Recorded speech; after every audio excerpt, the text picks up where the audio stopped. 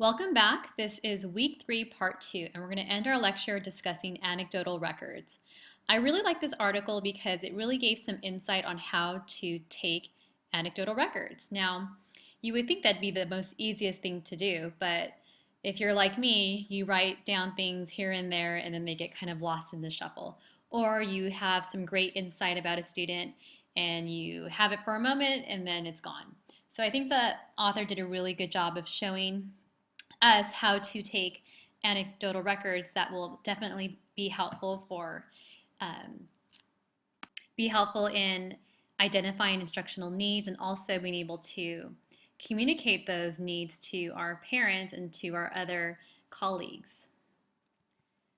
So these are still informal assessments, classroom-based because you are taking them in the classroom, curriculum-based, authentic assessment, and the author, what he means by that is authentic assessment is defined by the active role that the teacher plays in classroom-based assessment of actual literary experiences. So in basically what it's saying is that it's authentic because you are watching the student engage in these activities and you are taking notes. So steps to follow. 1, select the students to observe ahead of time, only a handful. So I think that's a very key component of it. Oftentimes we tend to gear towards specific students, but I think it's really good to do all students because your students that are in need aren't the only ones in need. You also have to challenge your higher students. And so anecdotal records is a good way of gathering information for those students as well. Establish a focus, so content standard. Write quality anecdotal records. And I had a hard time with this at first because I was writing everything down and what I was writing down was very vague and ambiguous. Manage the records.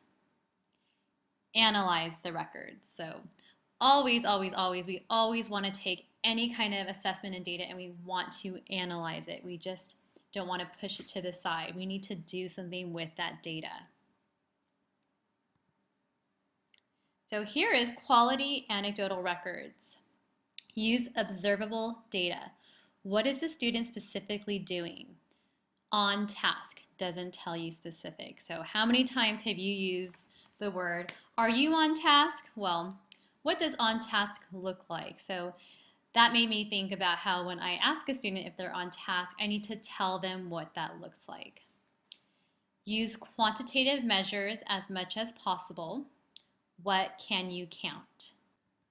Oh, sorry, I went back. Let me go back over here. Okay, so what can you count? So you don't want to just say the student solved subtraction problems. So you want to identify how many the student did incorrectly. So be specific. Words like can't, understood, and few are too vague. So again, you want that quantitative measure.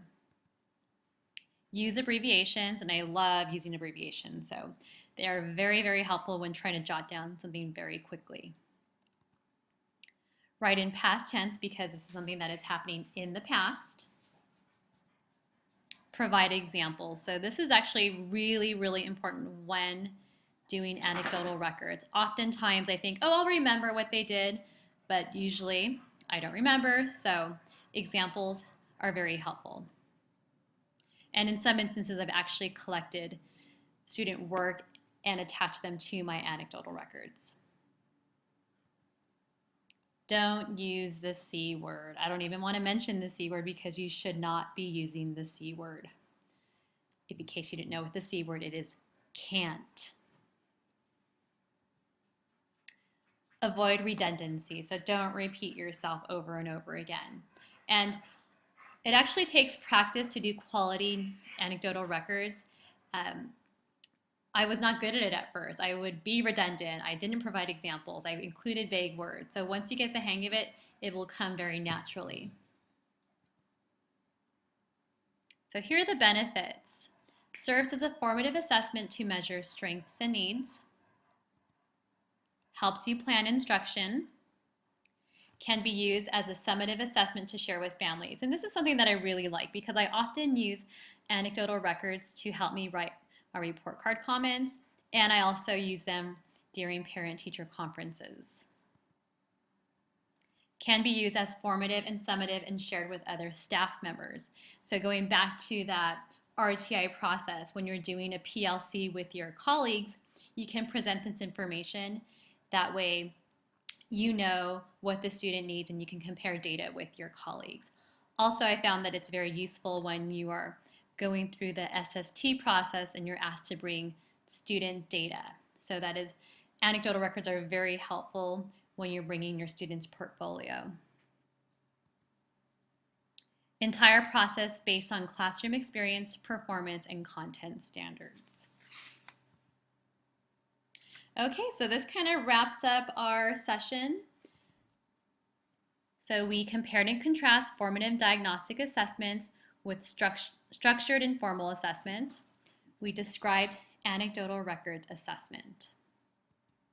And I kind of wanted to leave you with a little message from Kid President. All right, let's get this video going. I think we all need a pep talk.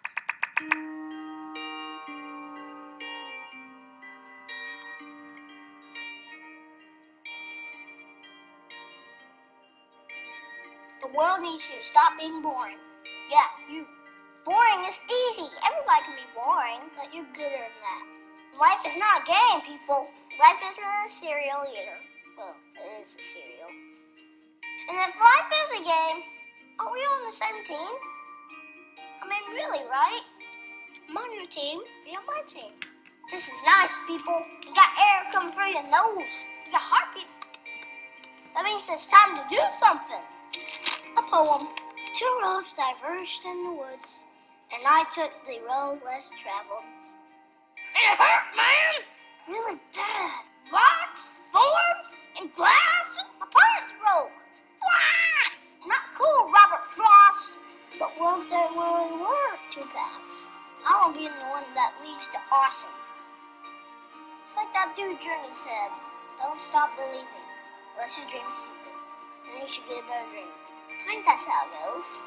Get a better dream and keep going. Keep going, and keep going. What if Michael Jordan had quit? Well, he didn't quit. No, he retired. Yeah, that's right. He retired. But before that, in high school, what if he quit when he didn't make the team? He would have never made Space Jam. And I love Space Jam. What will be your Space Jam? What will you create will make the world awesome? Nothing if you keep sitting there.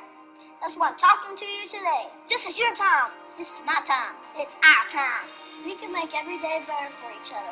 If we're all on the same team, let's start acting like it. We got work to do. We can cry about it, or we can dance about it. We were made to be awesome. Let's get out there. I don't know everything. I'm just a kid. But I do know this. So everybody's due to give the world a reason to dance. So get to it.